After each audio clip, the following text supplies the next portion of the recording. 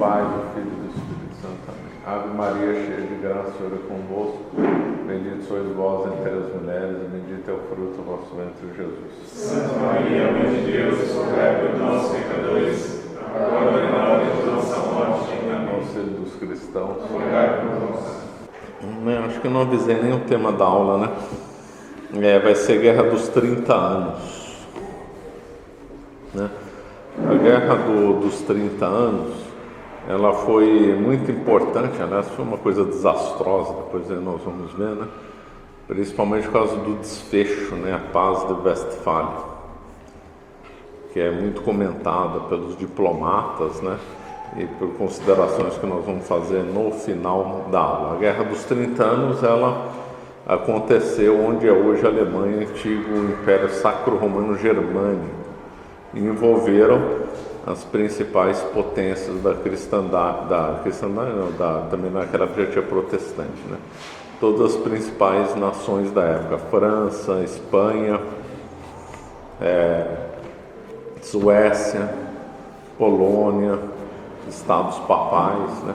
Então envolveu todo mundo. Na realidade se tornou uma guerra europeia. Então vamos comentar um pouco do Império Sacro-Romano Germânico. O Império Sacro-Romano Germânico nasceu com Carlos Magno, lá no ano 800, quando ele foi coroado imperador pelo Papa Leão III, né, lá no ano 800.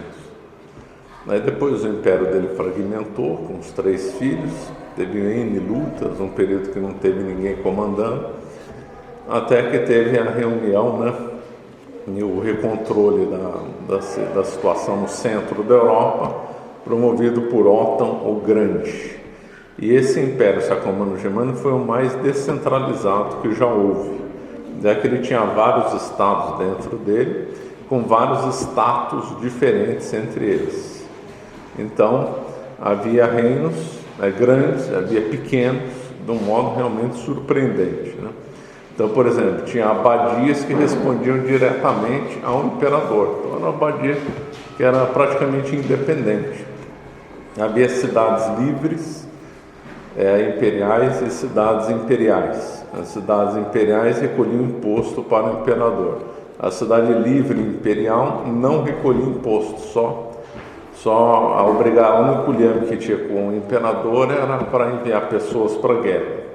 Agora, o curioso era a quantidade de cavaleiros que dependiam só do imperador. Segundo o livro que eu li, 2.000 cavaleiros.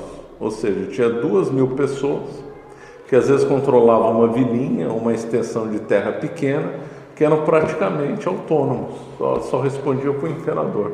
Coisa realmente impressionante. Isso é que época, professor? Isso era a Idade Média, né? Longo da Idade Média. A coisa vai mudar muito justamente na Guerra dos 30 anos. Então, uma coisa totalmente fragmentada, né? Não dava para fazer mapa, né? O professor Orlando dizia isso, não dava para fazer mapa no Império Sacro-Romano Germânico, não dá mesmo. Fora que a coisa era muito dinâmica, né? Então, às vezes, um principado, por causa de disputa com ele se transformava em vários principados menores. E às vezes não, muito comum que o principado tinha nome de uma família, Hesse, Baden e outros. Então, havia muita associação entre Estado e família. Hierarquias eu estou gravando isso porque isso aqui não existe mais, né? Hierarquias diferentes de independência, né? Então, o que era muito interessante. Em 1356, no final da Idade Média, foi feita a Bula Dourada pela Dieta. A Dieta é o parlamento, né? Que então designou 7 eleitores. Então, embora o Império Sacro-Romano Germânico tinha mais de 400 estados, fora esses cavaleiros aí, eles só 7 podiam eleger um imperador. Lá era monarquia eletiva, não era monarquia hereditária. Além do Império Sacro-Romano Germânico, monarquia hereditária, teve na Polônia também durante um tempo. O Império Visigótico também era monarquia hereditária, a monarquia eletiva. Monarquia eletiva tem um problema, porque sempre sai briga, né, na hora da eleição. Ou sai briga ou compras, né? Então, como esse cargo aqui de imperador era o cargo mais nobre da Europa, só perdia para o Papa, Então, muito nobre se recorria a expedientes assim, que os brasileiros que conhecem muito bem, políticos, pouco republicanos. Então havia muito disso. Havia também conquista do imperador na marra, com o exército, então havia esses problemas. A Polônia também sofreu muito por ser uma monarquia eletiva, porque as grandes potências queriam influenciar eleições na Polônia, claro, para manter com aliado. Entre os visigodos, normalmente o que perdia já desafiava o que ganhou por uma guerra. E aí quem perdia a cabeça perdia o trono também. Então a coisa era séria. Com monarquia eletiva é um problema sério. Bom, os 7 que podiam votar para o imperador era o arcebispo de Mainz, M-A-I-N-Z, né? Arcebispo de Trevers, arcebispo de Colônia, o rei da Boêmia, o conde palatino, que era conhecido mais como eleitorado do Palatinado, o eleitor da Saxônia e o eleitor de Brandemburgo. Todos eles tinham títulos, né? Um tinha título de arquicomissário do Império, outro tinha título de arquichanceler do Império para a Itália, outro tinha o título de arquimarechal. O fato de ter arcebispo é muito interessante, né? O Império Sacro-Romano-Germânico, boa parte, principalmente no centro-sul e principalmente mais na região da Baviera e de Baden-Württemberg, que é o sul da Alemanha, era povoado de muitas abadias, né? Isso aí remonta ao tempo de São Bento. Não? São Bento morou na Itália, mas os beneditinos fundaram muitas abadias na região lá do sul do Império, né? Então havia vastas extensões que pertenciam à igreja, né? Porque eram abades que dominavam esse lugar, que eram senhores feudais desses locais. Quando teve a desagregação do Império Romano e as pessoas fugiram das cidades, isso lá no século V, muitos bispos tomaram conta das cidades, que o pessoal ficou com medo, mas aí naquela época tinha bispo corajoso, né? Então, aí muitos bispos tomaram conta das cidades, né? Então, por isso que vem essa herança de algumas cidades na Alemanha terem bispos príncipes, que eram ao mesmo tempo chefe do poder espiritual e do poder temporal, né? Então, era uma coisa bem interessante, os bispos que controlavam cidades. Que é mais ou menos o que aconteceu em Roma com o Papa, né? Quando teve a fuga, ele controlou os estados papais no centro. E esses bispos também controlaram, principalmente as cidades, que foram diminuindo, né? Com o final do Império Romano, invasão dos povos bárbaros. A coisa foi tão grave que as cidades eles faziam muralhas cada vez mais próximas do centro. Às vezes você vai em cidade europeia, acha que a muralha mais próxima do centro da cidade é a mais antiga. Às vezes não, é a mais nova. Ela reduziu de tamanho, né? Impressionante, né? Então, a estrutura do Império Romano-Germânico é essa. Depois da Guerra dos 30 Anos, o grande abalo que o Império Sacro-Romano aconteceu foi com o Napoleão. O Napoleão dissolveu o Império Sacro-Romano-Germânico, dando margem para depois, 60 anos depois, o Bismarck, que era da Prússia, fazer a unificação alemã, né? Havia 2 títulos do imperador, na realidade. Era o título de rei dos romanos e o título do imperador. Eram 2 títulos diferentes. Na realidade, esses eleitores, eles elegiam alguém como rei dos romanos. E esse rei dos romanos estava apto a ser promovido a imperador. Aí quando o Papa o coroasse como imperador, assim, ele poderia ostentar o título de imperador. Então eram 2 títulos separados, rei dos romanos, que era eleito, e aí na sequência promovido a imperador. Bom, feito isso, a Guerra dos 30 Anos durou de 1618 a 1648. Nós teve a reforma do Lutero, a reforma protestante, que abalou todos os alicerces da Europa, principalmente naquela região, porque o Lutero era um habitante do Império Sacro Romano Germânico, havendo guerras, crises, etc. Para solucionar isso, foi feita a paz de Augsburgo em 1555, dando direitos para católicos e protestantes com o princípio cuius regio eius religio, ou seja, o príncipe controlava um estado, ele designaria qual seria a religião, que seria luterana ou católica. A religião do estado e a religião do príncipe. Isso, na verdade tinha calvinista também, né? Aliás, o calvinismo cresceu bastante depois, né? Na região onde hoje é a Suíça, né, que pertence ao Império Sacro Romano Germânico, e na região dos Países Baixos, que também pertencia ao Império Sacro Romano Germânico, né? Então, na realidade, não era só luterano, tinha calvinistas também. Os calvinistas luteranos, além das diferenças religiosas, eles também tinham diferença em visão política. Os luteranos defendiam o absolutismo, poder para o rei ou para o príncipe. Os calvinistas não. Os calvinistas gostavam de fazer conselhos deliberativos e queriam uma república democrática, né? Até que a Suíça se tornou uma república democrática graças à influência dos calvinistas. Os Países Baixos também se tornou uma república cheia de conchavo, mas também supostamente democrática, pelo menos em certo nível, né? Então eles tinham esse pensamento diferente. Perdi o fio. Que não era só luterano, calvinistas defendiam uma coisa mais democrática, e os luteranos, o absolutismo, né? Essa coisa de a relação entre luteranismo e absolutismo é interessante, tem outras coisas, mas não dá para falar. Mas eu vi num livro uma coisa muito interessante, né?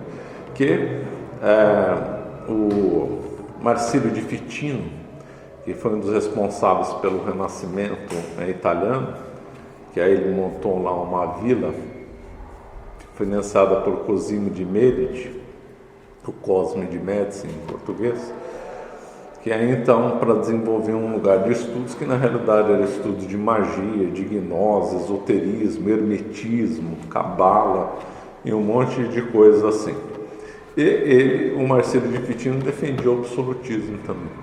Então, uma das fontes do absolutismo não é só o protestantismo, mas sim o pensamento mágico do Marsilio di Ficino também. Interessante. Então, só para não perder a viagem, fazer um comentário. Bom, nessa época, então, as coisas pareciam ter em paz em 1555, só que logo depois, vários atritos continuaram a ocorrer entre protestantes e católicos, né? Lembrando que nessa época, final do século XVI, a maior potência do mundo era a Espanha, que estava sob o domínio dos Habsburgos. Habsburgo é uma casa nobre da Áustria, né? Que por causa de casamentos também passaram a controlar a Espanha. E o rei da Espanha, ele controlava não somente a Espanha, mas ele controlava a Áustria, parte do leste da França, que seria o Saônia, controlava a Holanda e controlava algumas terras da Itália também. Então, era uma vasta influência que os Habsburgos e a Espanha tinha na Europa, não somente na Península Ibérica. Depois os Habsburgos conquistaram Portugal por causa da questão do Dom Sebastião. Então eles ficou a família mais poderosa do mundo disparado, né? E a Espanha era a maior potência do mundo disparado. Então não tinha como ombrear, né, com a Espanha. A Espanha ganhava tudo quanto era guerra, mesmo com a França, né? A França sofreu muito na mão da Espanha, a ponto do rei francês, Francisco I, foi feito prisioneiro pelos espanhóis. O Marquês de Pescara venceu o Bayard, que era o maior cavaleiro francês. Então, a grande potência do mundo era a Espanha. Carlos V tinha sido imperador do Império Sacro Romano Germânico e rei da Espanha. Aí depois o irmão dele se tornou imperador, Felipe II se tornou rei, e assim vai. Nessa época foi para Felipe III, depois Felipe IV, todos eles de Habsburgos, né? Então, aí os atritos reacenderam, final do século XVI, começo do século XVII, já começaram um monte de atritos entre católicos e protestantes. A paz de Augsburgo acabou.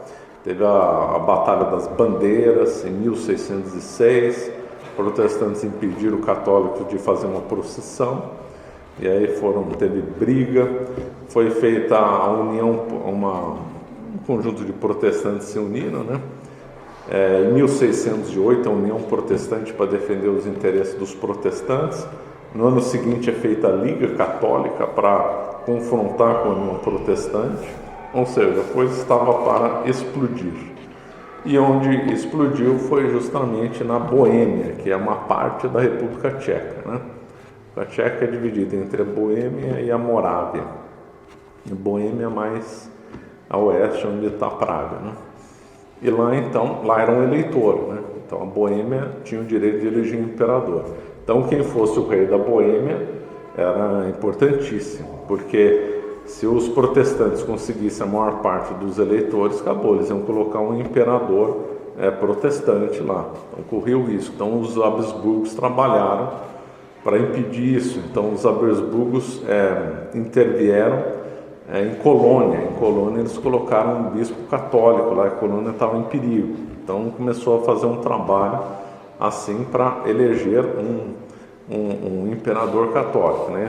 O imperador que eu estou comentando nessa ocasião é o imperador Matias. Aí na eleição do outro imperador, os Habsburgos deram o nome de Fernando II, que era Habsburgo também.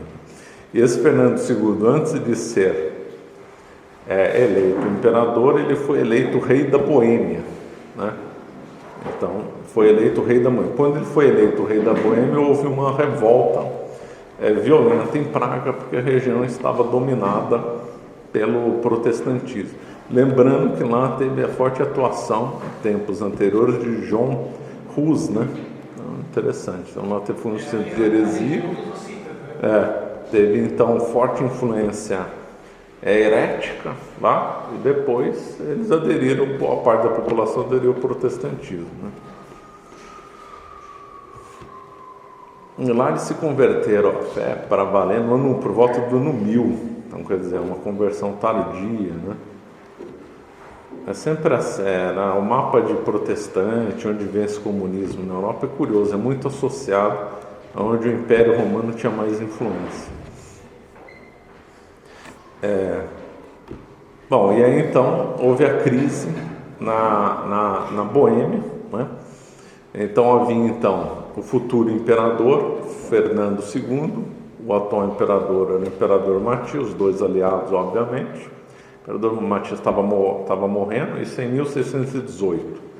O imperador ia morrer em 1619 e o novo imperador Fernando II ia assumir então em 1619. Em 1618, os protestantes se rebelaram e prenderam 3 emissários do imperador. Prenderam, assumiram o controle da cidade, e tinha uma tradição curiosíssima lá em Praga, que não tinha só lá, também tinha na Espanha, em alguns momentos, também na Inglaterra, que era quando a pessoa era condenada por um crime, empurrava ela da janela. Não é que isso é verdade. Então, por exemplo, fulano era ladrão, pena, empurrar da janela. Se ele morrer, azar. Se ele quebrar um braço, essa ficou a pena. Se ele sair mesmo, teve sorte. Ainda tinha isso? Era assim. Eu empurrava. Não era certo que ele ia morrer. Então era isso daí. E aí ficou esse. Os russitas foram empurrados da torre lá de Praga. Teve a defenestração dos hussitas lá. Então, quando os católicos controlaram lá a rebelião, condenaram os hussitas, condenados a ser jogados da janela. Desculpa, Marcelo, só pode vir agora. Não, sem problema. Então, aí os protestantes condenaram os 3 emissários a serem jogados da janela, que episódio ficou conhecido como defenestração de Praga. E a janela tinha 15 metros de altura no chão, né? E empurraram os 3 sobreviveram.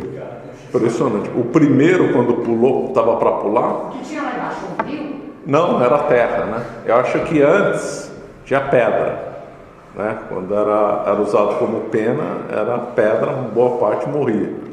Depois tiraram as pedras, então a pessoa tinha chance de sobreviver. Mas o primeiro, que empurraram ele de cabeça para ele morrer, ele apelou para Nossa Senhora.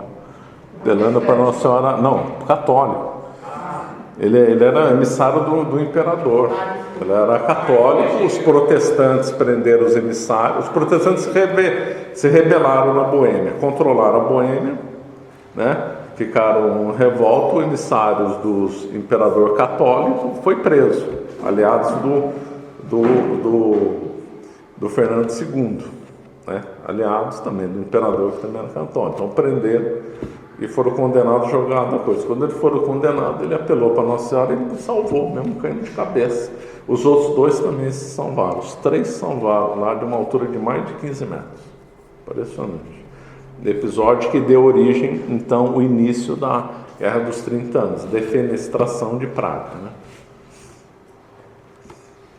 E aí, então, aí o Fernando II reagiu, né? Reagiu com tropa para conquistar, porque primeiro ele tinha sido eleito rei da Boêmia, então tinha que reagir. E aí, então ele sufocou a rebelião graças a um talentoso militar chamado Tilly, T-L-L-Y, né? E aí ele teve uma vitória decisiva na chamada Batalha da Montanha Branca e venceu o líder dos protestantes, que era Frederico II, conhecido como Rei de Inverno, já que o período de reino dele durou um inverno só. Essa fase foi a primeira fase da Guerra dos 30 anos, a fase do período do Palatino e da Boêmia. Palatino é vizinho da Boêmia, né? Só que seria hoje em território alemão, Boêmia em território da República Tcheca, né? Então a coisa parecia que estava resolvido, né? O Fernando II foi sagrado imperador em 1619, sufocou a rebelião, mas não, os protestantes se reorganizaram e chamaram a Dinamarca para intervir, e a Dinamarca entrou, e foi o segundo período dinamarquês de 1624 a 1629. Da Dinamarca é muito interessante, porque o rei da Dinamarca, a Dinamarca era independente do Império, porém, um pedaço dela era ligado ao Império. Então, quem era rei da Dinamarca era rei da Dinamarca e duque de um outro pedaço que eu esqueci, e enquanto duque ele respondia ao imperador. E enquanto rei, ele era independente. Isso aconteceu também na Guerra dos 100 Anos, né? Porque o rei da Inglaterra, ele era conde da Gasconha. Enquanto o rei da Inglaterra, ele era soberano, mas enquanto conde da Gasconha, ele era vassalo do rei da França, né? Esse é o mesmo caso. Enquanto o rei da Dinamarca, ele era soberano, mas enquanto conde ou duque dessa região, que eu esqueci o nome, ele era vassalo do imperador. Então, curioso, essas coisas tinham muito disso, né? Uma pergunta. Esses protestantes tchecos, eles eram ligados aos citas? Eles eram citas ou eles eram o quê? Eles eram luteranos. Agora, é interessante que eles tenham tido isso lá no território cita, né? É isso que eu estava comentando antes. Quer dizer, o lugar que teve uma forte heresia, depois o luteranismo entrou com força lá, né? Mas depois foi reprimido, né? Tinha católico também, né? Todo mundo ficou luterano, né? E teve um momento que os luteranos lutaram contra os calvinistas. Nesse primeiro momento, o Fernando II conseguiu ter apoio de alguns calvinistas contra os luteranos, mas aí depois só foi nesse momento. Aí então o período dinamarquês então foi a entrada de uma figura de fora do império, do lado dos protestantes. Lembrando que em território dinamarquês os católicos foram brutalmente massacrados, né? No que é chamado de Inquisição Protestante, pouco comentado. Se não me engano, o lugar mais violento de perseguição católica foi na Dinamarca.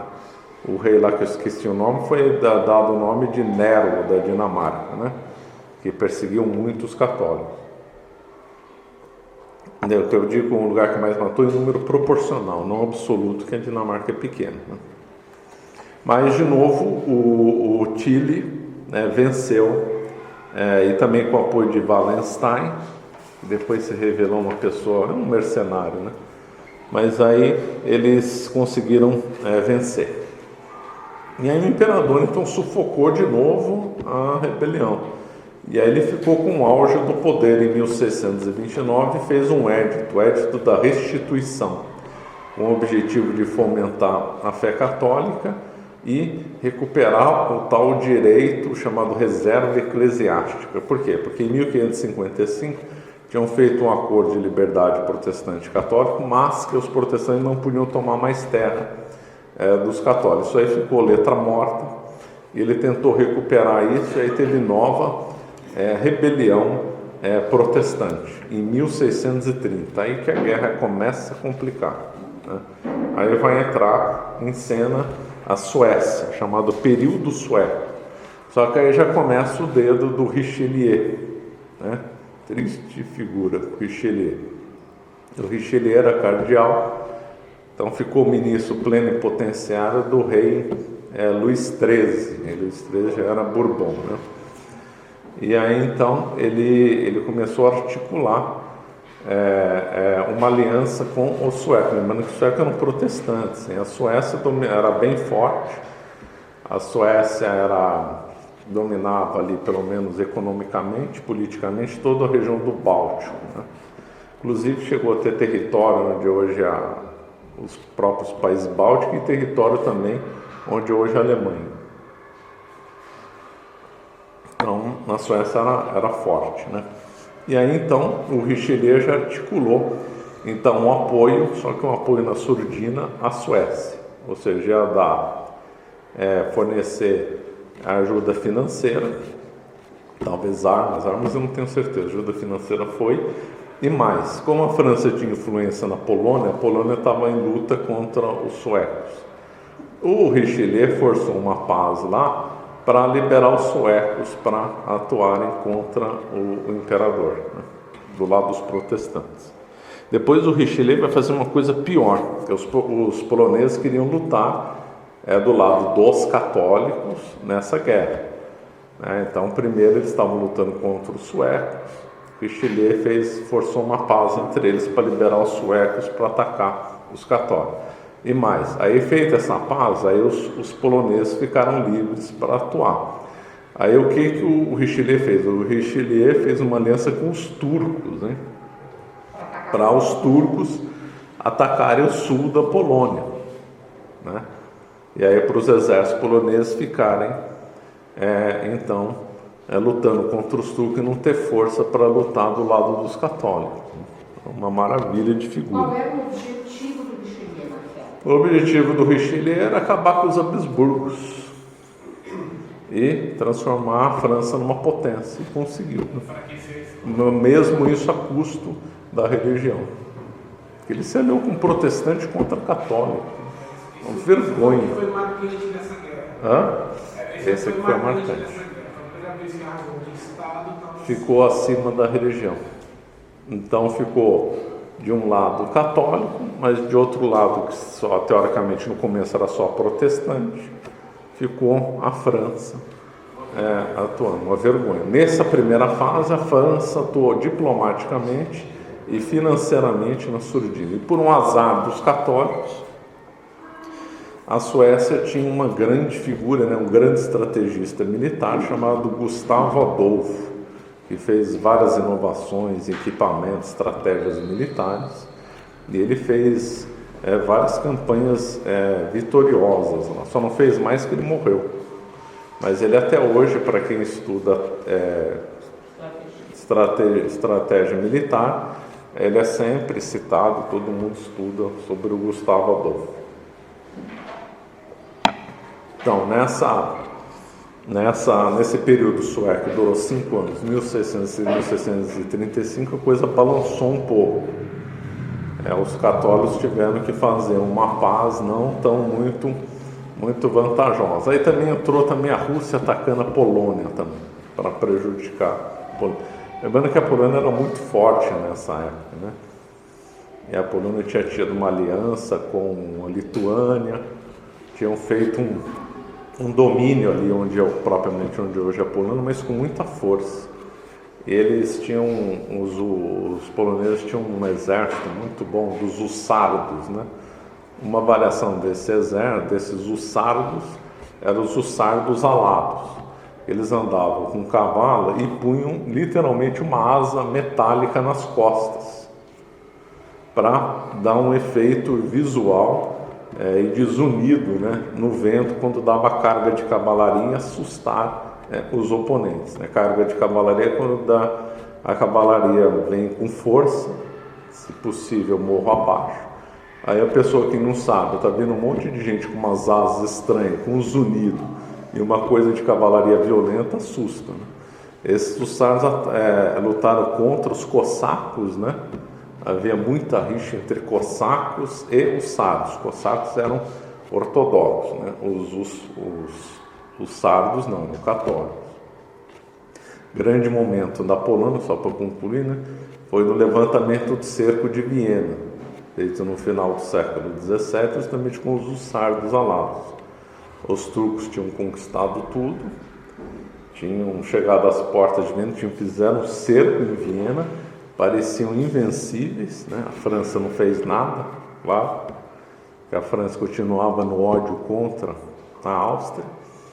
E aí não fez nada para ajudar, mas aí os poloneses foram usar a carga de cavalaria com os hussardos alados, em 3 horas só vencer os turcos. 3 horas. Foi impressionante. Então, o polonês era um povo que lutava, teria sido uma força muito importante nessa Guerra dos 30 anos, e graças à França foi colocado de escanteio, né? Mas estabeleceu a paz, então parecia que a coisa tinha sido controlada, né? Aí de novo, aí o Richelieu fala, não, agora é hora da França entrar em cena, e a França então declara guerra à Espanha e manteve aliança com os protestantes, lutou contra os católicos do lado dos protestantes. Aí o período francês foi decisivo, né? Durou 13 anos, de 1635 a 1648. Nesse tempo do Luís XIII, aquele tempo famoso dos mosqueteiros, né? Do romance do Alexandre Dumas.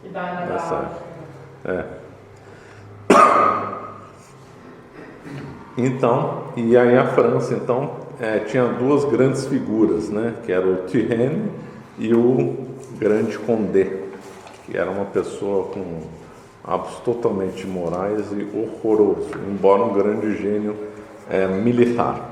E esses 2 aí fizeram grandes campanhas vitoriosas, né, contra os Habsburgos, Batalha de Rocroi, Batalha de Tuttingen, Nördlingen e outros, e aí os franceses acabaram então vencendo. O Richelieu não viveu para acompanhar o desfecho, né? Ele morreu antes, mas ele foi o grande arquiteto dessa história. Ele foi sucedido na França pelo Mazarino, né? Que era um discípulo dele, né? Na sequência do Luís XIII vem o Luís XIV, que foi o Rei Sol, né? Grande momento do absolutismo francês. E aí então começou-se a discutir então a paz em 1648, que foi a famosa paz de Westfália, né? Essa paz de Westfália, então na realidade foram feitos vários acordos, né? Em paralelo, mas a soma de todos esses acordos é o que se chama de paz de Westfália. Então a Espanha negociou acordos diferentes, né? Inclusive a Portugal, se aproveitando da fragilidade da Espanha, Portugal então lutou pela independência, porque Portugal tinha perdido a independência por causa da morte de Dom Sebastião, ficou sob o controle espanhol. E em 1640, né, o Duque de Bragança então lidera então a luta pela independência em Portugal. Então Portugal se aproveitou dessa fragilidade e lutou, né, e venceu. A luta durou mais de 20 anos, né, até o reconhecimento da Espanha Mas Portugal fez grandes vitórias lá mesmo. A Espanha fragilizada, não é fácil ganhar, né? Portugal conseguiu vitórias impressionantes lá. Até hoje, 1º de dezembro, é feriado. Aí teve gente que nasceu no Brasil e lutou lá, né? Esqueci o nome dele. Quem que era mesmo? Esqueci. Mas teve grandes batalhas lá, a Batalha de Évora, de Elvas, grandes vitórias portuguesas. E também, paralelamente a essa Guerra dos 30 anos, também estava acontecendo a Guerra dos 80 anos, que era a luta da Holanda contra a Espanha, né? Porque quando a Holanda ficou separada do Império Sacro Romano Germânico e ligada à Espanha, né? Ou pelo menos a maior parte, né? De onde seria a Bélgica, Holanda e Luxemburgo, né? Então, e essa região que tinha adotado o calvinismo, e também tinha um monte de judeus lá, né? Os judeus haviam fugido da Península Ibérica e muitos foram morar na região da Holanda. Lá vingou o calvinismo, né? E ali então eles lutaram contra a Espanha durante 80 anos. Então, durante essa paz de Westfália, então se negociou também a paz com os holandeses. Aí, nessas negociações, além da Espanha perder indiretamente Portugal, esse foi o tempo do Felipe XIV, denominado o Desaventurado, né? Ele perdeu um monte de coisa. Foi o rei da Espanha que mais perdeu o território. Então, eles então perderam Portugal, indiretamente por causa dessa Guerra dos 30 anos, perderam a Holanda, perderam os territórios que tinham na França, né, que era o Saône e algumas outras regiões, perderam o norte da Itália, a parte da Áustria e do sul, né? O sul da Península Itálica, que eram as 2 Sicílias, também era de controle espanhol. Então perderam e a Espanha ficou ligada somente hoje é o território mais do que a de agora, né? Esse território. Aí também teve disputa na fronteira entre a Espanha e a França, e aí tem uma curiosidade, hoje meio ridícula, que vem dessa época, que lá tem uma ilha que não vale nada, ninguém mora na ilha, né?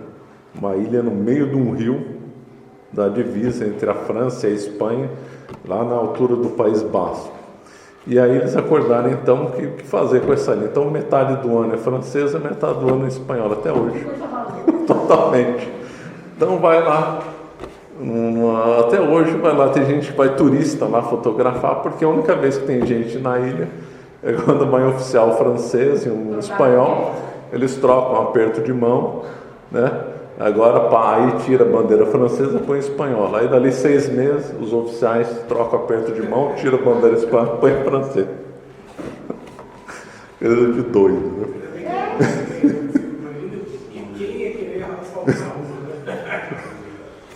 E outra que ficou, porque no tratado lá disseram que todas as cidades, além dos Pirineus, ou seja, em território francês, depois dos Pirineus, onde hoje é território francês, que fossem espanholas, tinham que ser cedidas para a França. Então todas as cidades foram, só que tinha uma região que não tinha título de cidade, vila, e aí mantiveram então esse acordo, e até hoje pouca gente sabe, tem um enclave espanhol em território francês, chamado de Líbia, né? 2 L's, eles falam Íbia, né? 2 L's, I-V-I-A. Eu estive lá, perto de Andorra. É muito curioso, você vem da França lá, tudo bandeira francesa, aí você entra numa vilinha de 5, 6 mil habitantes, já com bandeira espanhola. Aí sai, fala espanhol e francês também, são trilíngues, né? Eles falam catalão, francês e espanhol. Aí saiu já na zona rural, já está lá a placa da França, né? É um enclave. As curiosidades. E então foi feita a paz. Antes que eu esqueça, quantas pessoas morreram nessa guerra? 8 milhões. Foi impressionante, foi uma carnificina. Várias regiões de onde é a Alemanha ficaram despovoadas. eram despovoados. Então, lugares que tinham às vezes 100 mil habitantes foram reduzidos a 20 mil. Teve lugares que demorou 200 anos para ter a população que tinha antes da guerra. Então, aquela foi um desastre. Houve muita gente que fugiu, migrações, uma coisa assim impressionante, né? Só para dizer uns números, a França enviou para lá 100 mil soldados. Então foi, durante 30 anos, realmente foi a guerra mais sangrenta até aquela data, pelo menos em território europeu. Uma coisa assim brutal. Lembrando que a população do Império Sacro-Romano Germânico era de 20 milhões de habitantes, quer dizer, pouco menos da metade. Não, que não era, que envolveu também gente da França, da Espanha, mas é muita gente que morreu. Muita gente. É uma coisa assim brutal, né? Brutal mesmo. E essa paz de Westfália foi uma tragédia, né? Tanto é que foi condenada pelo Papa Inocêncio X, dizendo um trecho da bula, ele diz que é nula, inválida, danosa, condenável, desprovida de significado e efeito para todo sempre.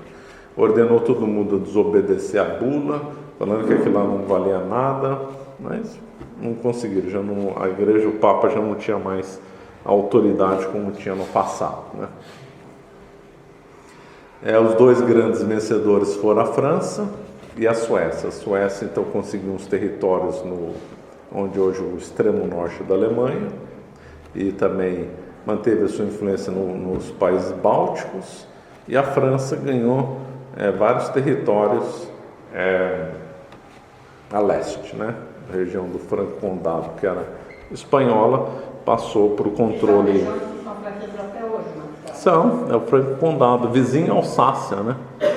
Quem está vindo do oeste da França, de Paris, por exemplo, vai para Alsácia, tem que passar pelo Franco Condado. Ele é uma região bonita, cheia de bosques, no rio Saône, lá, bem bonita a região. Não vai muitos turistas lá, mas é uma região bonita, eu tive por lá. E ali, então, vizinha, aquela região ali era espanhola. A Alsácia era alemã, né? E aquela região Franco-Condado era espanhola. Aí até hoje, né? Aí depois ficou francês. Eles também conseguiram outras posições. E aí, pela primeira vez na história, a França chegou no Reno, né? Ela conseguiu alcançar lá o Reno. E a Holanda ficou independente da Espanha, e aquelas cidades que tinham controle espanhol também ficaram independentes da Espanha, as duas Sicílias também. Em relação à Alemanha, mudou muita coisa, né? Porque então foi consolidada a liberdade religiosa, de culto, voltou lá o princípio anterior, cada príncipe podia escolher a religião. Quem não tivesse contente tinha que mudar, viu, do lugar. Tinha que mudar, podia ter o direito de levar todos os bens, mas tinha que ir embora. Tinha que ir embora. Então, você imagina só, está aqui católico, agora é protestante, ir embora. Bom, as igrejas protestantes as igrejas católicas foram transformadas em templos protestantes. Aí eu esqueci de falar, o estopim na defenestração de Praga é porque tinha 2 templos protestantes que foram destruídos pelo imperador, aí que o povo teve um momento de levante, né? Então as igrejas católicas foram convertidas em templos protestantes. Em alguns lugares eu cheguei a ver, foi na Alsácia, numa vila da Alsácia, com um decreto de 1648, está lá um lugar que tem um horário, que a igreja serve para o culto protestante e outro horário para a católica. Está até hoje lá. Está até hoje lá numa vila da Alsácia. Achei muito curioso aquilo ali, que vem dessa época aí. Então, foi um desastre aí pelo Império, como o Sacro Romano Germânico acabou, né? Porque aí também foi dado mais independência para os estados.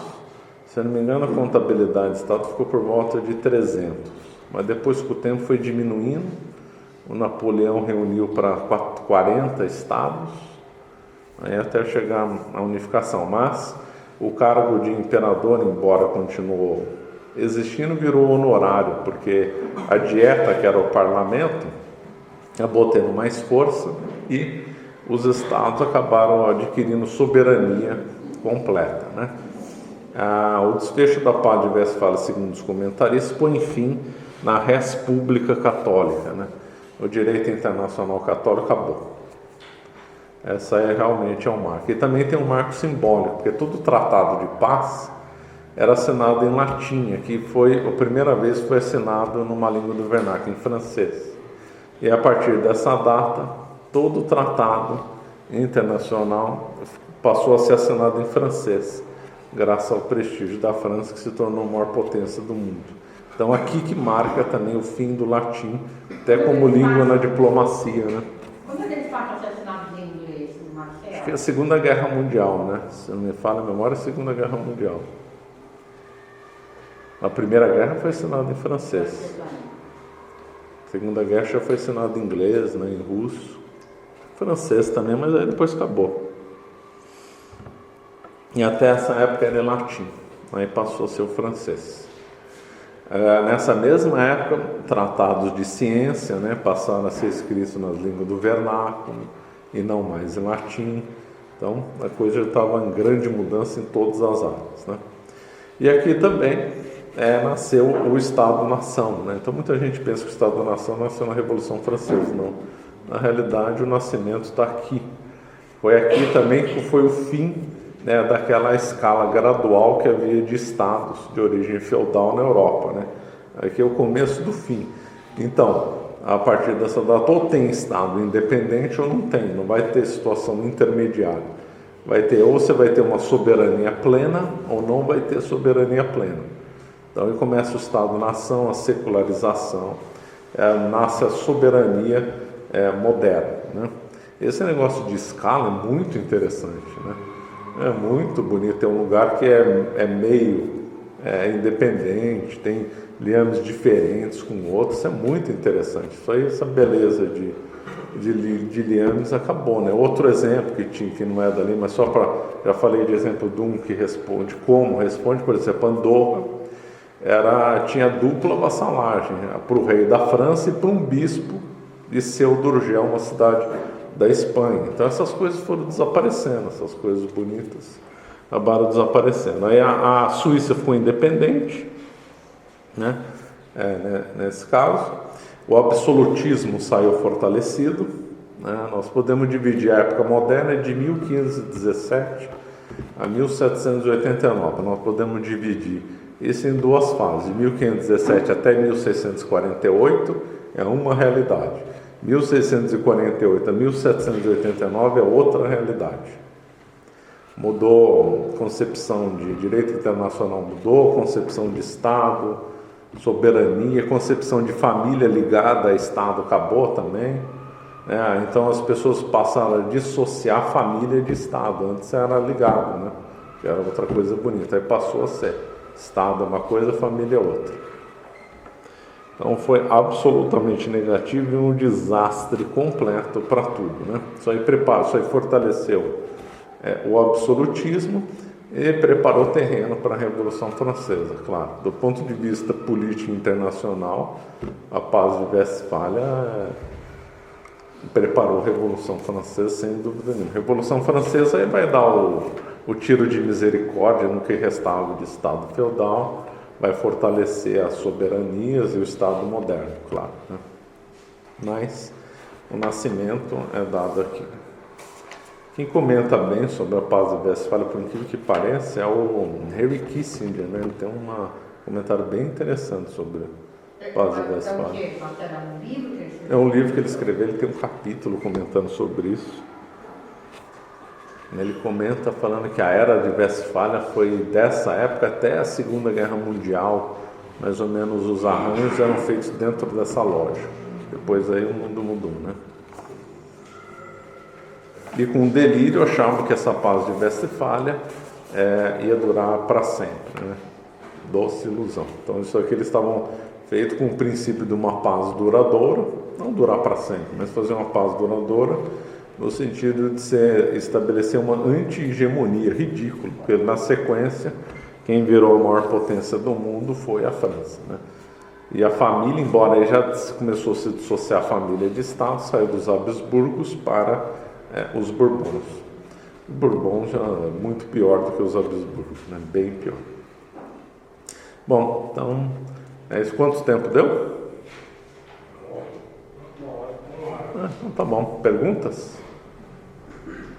Dúvidas? Como é que saiu o papado ainda depois da Westfália? O prestígio do Papa e a influência do Papa? Foi um desastre, né? Isso aí também marca uma coisa de inflexão, que o Papa Inocêncio X baixou uma bula e não foi ouvido por ninguém. Não ouvido por ninguém, foi letra morta. Então isso aí foi um enorme desprestígio para o papado, enorme. Talvez foi a primeira bula da história que ninguém deu confiança, foi essa do Inocêncio X.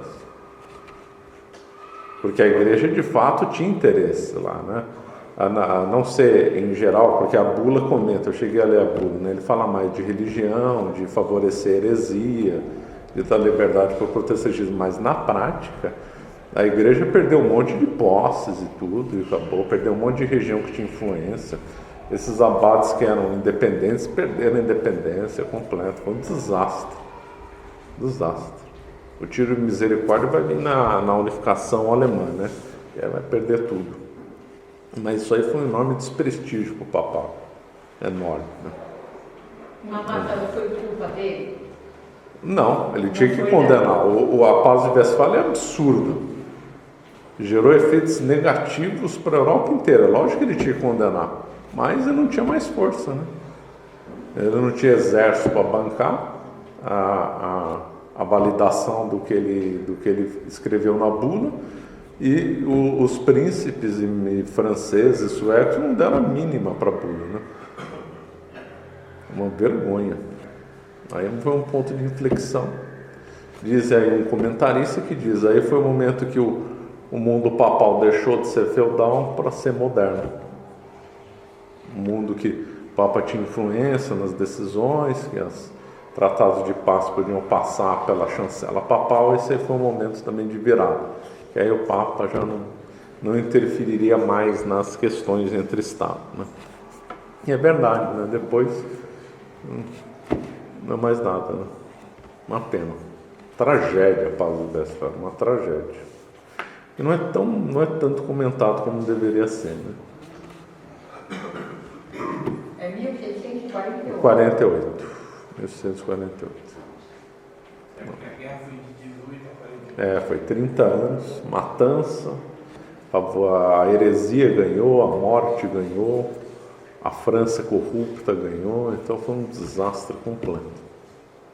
Então eles não tem um documento que é, na própria palavra de Westfália, é o conjunto desses acordos. Teve vários tratados assinados separados. Esse diz o nome de todos esses tratados de Westfália, porque foi assinado a maioria deles, o principal lá, ou foi reunidos lá depois. Westfália é uma cidade no norte da Alemanha controlada pelos luteranos, né? Muito triste isso. Então, mais perguntas? Então, vamos rezar. Ave Maria, cheia de graça, o Senhor é convosco, bendita sois vós entre as mulheres, bendito é o fruto do vosso ventre, Jesus. Santa Maria, Mãe de Deus, rogai por nós, pecadores, agora e na hora de nossa morte. Ó Jesus Cristo, rogai por nós.